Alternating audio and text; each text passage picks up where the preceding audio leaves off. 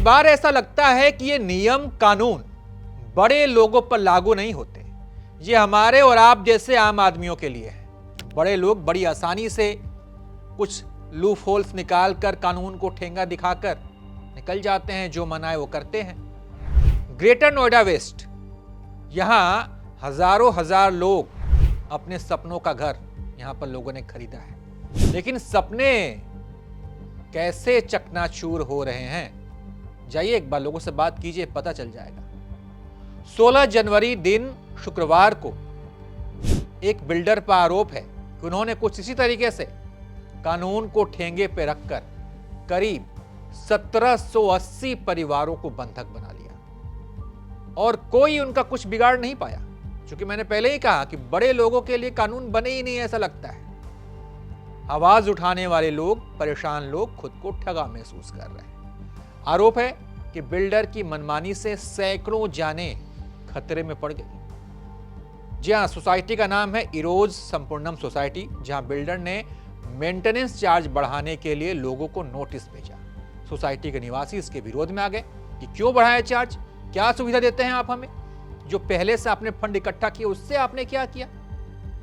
यानी कि सोसाइटी के लोग इसके लिए तैयार नहीं थे। मामले पर ग्रेटर नोएडा अथॉरिटी में भी इस पर बात चल रही थी, सुनवाई हो रही थी, लेकिन आरोप है कि बिल्डर साहब इतनी जल्दबाजी में थे कि सोसाइटी की सारी सुविधाएं उन्होंने रोक दी।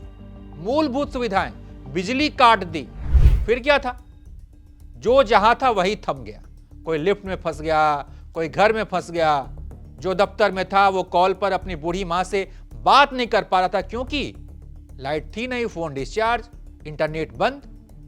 कई जानें खतरे में पड़ गई। सोसाइटी के रहवासियों ने बताया कि कोई ऑफिस में था, घर में मां अकेली थी, वो अपनी रूटीन वाली जरूरी दवाइयां जिन्हें लेना जरूरी है, डॉक्टर ने कहा कि आपको लेना ही है, घर में लाइट नहीं थी, कोई नहीं था। ऐसे में उन्होंने दवाई मिस कर दी।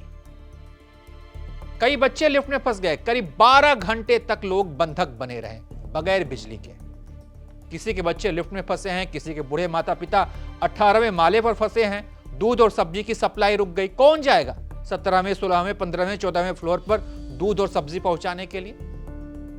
कई लोगों के बच्चे कल बीमार पड़ गए। हालांकि बिल्डर का मानना है कि बिजली कटने की वजह वो नहीं है, बल्कि एनपीसीएल है। लेकिन सवाल है कि भाई इतने इत्तेफाक एक साथ कैसे? सोसाइटी का सर्विस रुकना, बिजली का कटना, सब एक साथ।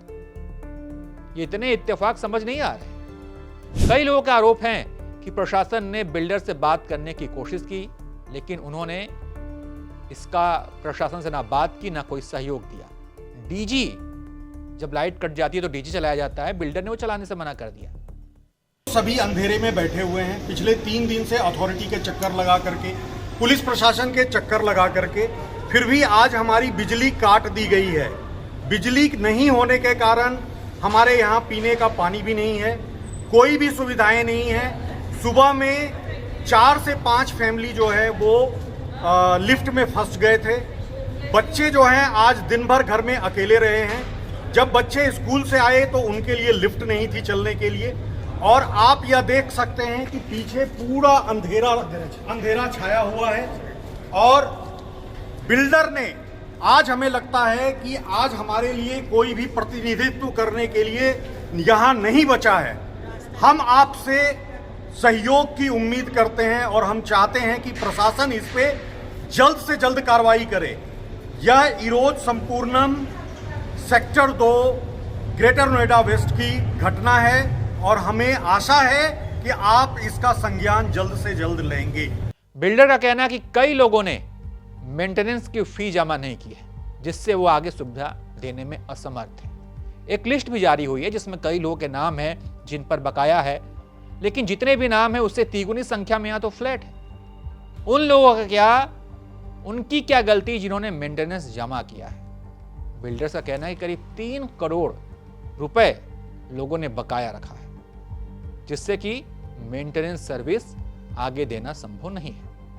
लेकिन लोगों ने कुछ सवाल भी पूछ लिए कि बिल्डर ने पिछले 8 सालों में करीब 35 करोड़ के फंड वसूल किए हैं। बिल्डर उन 35 करोड़ के हिसाब किताब का खर्च क्यों नहीं दे रहा है? 35 करोड़ वसूले हैं, 3 करोड़ बकाया, इसमें बड़ी बात क्या है? टीसीएल में ट्रांसफर मनी से कमाई का हिसाब कहाँ है? कंटेनर प्रचार से जो एक्स्ट्रा कमाई होती है उसका इस्तेमाल बिल्डर कहाँ कर रहा है? जो हमसे 8 सालों में 35 करोड़ रुपए वसूल किए गए हैं उससे इन्होंने क्या सुविधाएं दी हैं? बिल्डिंग के हाल कैसे हैं? आए दिन पानी की समस्या होती है। बहरहाल बवाल मचा हुआ है। लोग आरोप लगा रहे हैं कि बिल्डर की वजह से उनकी जान खतरे में है, उनके अपनों की जान खतरे में है, क्योंकि जिस तरीके से मूलभूत सुविधाएं बंद की गई है, पानी, बिजली, जिसके बिना रहना मुश्किल है, उसे कोई कैसे रोक सकता है? लोगों के घर में एनपीसीएल के कनेक्शन है। लोगों का कहना है कि उन्हें बिजली देने की जिम्मेदारी एनपीसीएल की है। फिर एनपीसीएल और कस्टमर के बीच में बिल्डर कैसे आ गया? कैसे बिजली कटवा दी गई? बिल्डर पर मनमानी करने एनपीसीएल, पुलिस, प्रशासन सबको मैनेज करने के आरोप लग रहे हैं। इतनी बड़ी समस्या, करीब 1780 परिवार बंधक, उनके अपनों की जान खतरे में, उनके बच्चे लिफ्ट में फंसे हैं, वो क्या करें? किससे उम्मीद लगाए? पुलिस में शिकायत दर्ज कराई गई है। लोग पहुंचे थाने में, शिकायत दर्ज करवाई है, लेकिन उससे क्या होगा? क्या कोई कार्रवाई होगी? मुझे तो नहीं लगता। वैसे कहानी सिर्फ किसी एक सोसाइटी की नहीं है।